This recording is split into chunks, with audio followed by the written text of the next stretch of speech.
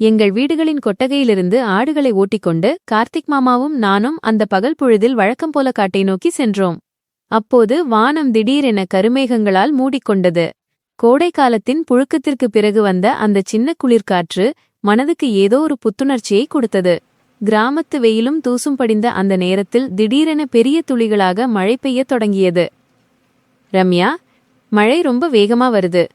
ஆடுகளை சீக்கிரமா அந்த பக்கம் இருக்கிற குகைக்கு ஓட்டிட்டு போ என்று பதற்றத்தோடு குரல் கொடுத்தார் கார்த்திக் மாமா. எனக்கு வயது 20. என் அத்தை மகன் கார்த்திக் மாமாவுக்கு வயது 25.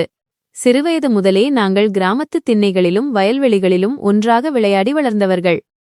ஆடு மேய்க்கும் தொழிலில் எங்கள் குடும்பத்திற்கு உதவியாக இருவரும் தினமும் இப்படித்தான் ஒன்றாக வருவது வழக்கம்.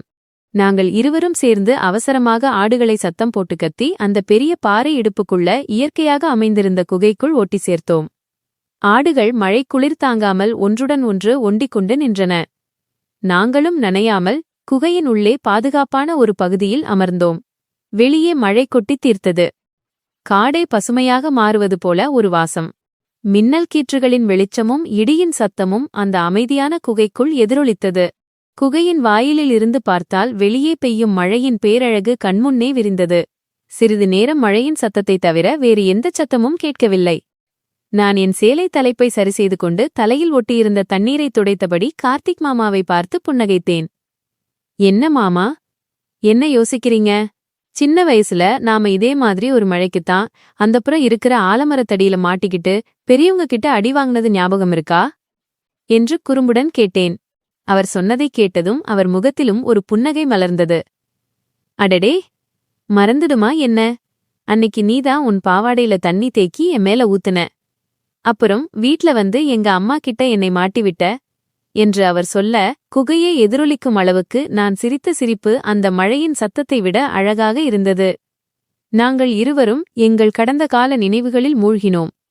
பள்ளிக்கூடம் போகும்போது தினமும் ஒன்றாக பேசிச் சென்றது, ஊத்து தண்ணீரில் காகித கப்பல் விட்டது, கோடை விடுமுறையில் மாம்பழம் பறிக்கச் சென்று பாட்டிடம் திட்டு வாங்கியது, திருவிழாக்களில் சர்க்கரை மிட்டாய் வாங்கி பகிர்ந்து சாப்பிட்டது என்று ஒவ்வொன்றாக பேச பேச காலங்கள் கடந்தாலும் எங்கள் உறவும் பாசமும் எப்படி மாறாமல் அப்படியே இருக்கிறது என்பதை உணர்ந்தேன்.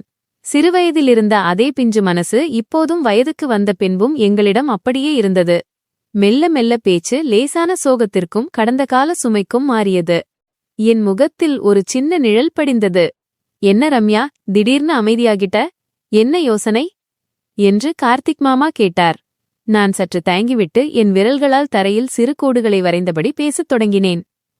இல்ல மாமா, சின்ன வயசுல நாம எவ்வளவு சந்தோஷமா இருந்தோம். எங்கு சுத்தினாலும் யாரோட கவலையும் இல்லாம இருந்தோம். ஆனா இப்போ வயசு ஏற ஏற பொறுப்புகளும் அதிகமாகுது. எனக்கு கல்யாணம், உனக்கு கல்யாணம்னு எதிர்காலத்தை பத்தின பயமும் வருது. நாம எப்பவுமே இப்படியே ஒன்னா இருக்க முடியுமா மாமா? என் வார்த்தைகளில் இருந்த அந்த உண்மையான பாசமும் பிரிவு பத்தின சிறிய பயமும் அவர் நெஞ்சை ஏதோ செய்தது. அவர் என் அத்தை மகன் மட்டுமல்ல, என் கஷ்டங்களை சொல்லி அழுவதற்கும் என் சந்தோஷத்தை பகிர்ந்து கொள்வதற்குமான ஒரே தோழன் அவர்தான்.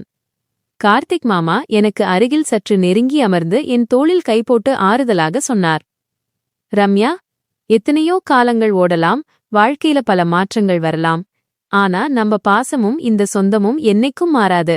உனக்கு எந்த கஷ்டம் வந்தாலும் இந்த கார்த்திக் மாமா உனக்கு முன்னாடி நிப்பேன். இதை என்னைக்கும் மறந்துடாத.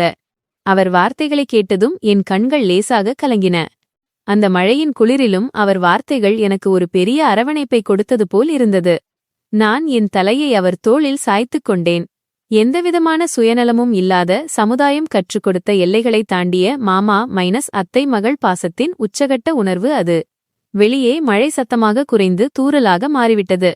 குகைக்குள் நுழைந்த வெளிச்சம் சூழலை மேலும் அமைதியாக்கியது. இயற்கையின் அந்த தனிமை எங்களுக்கு ஒரு மன அமைதியை கொடுத்தது. நாங்கள் இருவரும் நீண்ட நேரம் பேசிக் கொண்டிருந்த அந்த 1 மணி நேரம் எங்கள் வாழ்வின் மிக அழகான மணி நேரமாக மாறியது. காலத்தின் ஓட்டம் எங்களை எங்கு வேண்டுமானாலும் அழைத்துச் செல்லட்டும், ஆனால் இந்த மழையும் இந்த குகையும் நாங்கள் பகிர்ந்து கொண்ட அந்த நினைவுகளும் எங்கள் நெஞ்சை விட்டு எக்காலத்திலும் நீங்காது. மழை முற்றிலுமாக நின்றதும் குகையின் வெளியே ஈரம் கலந்த மண் வாசனை வீசியது. நான் எழுந்து என் மீது படிந்திருந்த தூசியை தட்டிவிட்டு புன்னகையோடு கார்த்திக் மாமாவை பார்த்தேன். சரி மாமா, மழை நின்னுடுச்சு, சீக்கிரமா ஆடுகளை ஊருக்கு ஓட்டிட்டு போகணும், இல்லனா வீட்ல தேட ஆரம்பிச்சிடுவாங்க. ஆமாம் ரம்யா, வாங்க போகலாம் என்று அவரும் தன் கம்பை எடுத்துக்கொண்டு ஆடுகளை வழிநடத்தினார். அந்த குகையை விட்டு நாங்கள் வெளியே வரும்போது எங்கள் மீது மெல்லிய வெயில் படர்ந்தது. மனசுக்குள் இருந்த பாரமெல்லாம் அந்த மழையோட சேர்ந்து கரைந்து போயிருந்தது.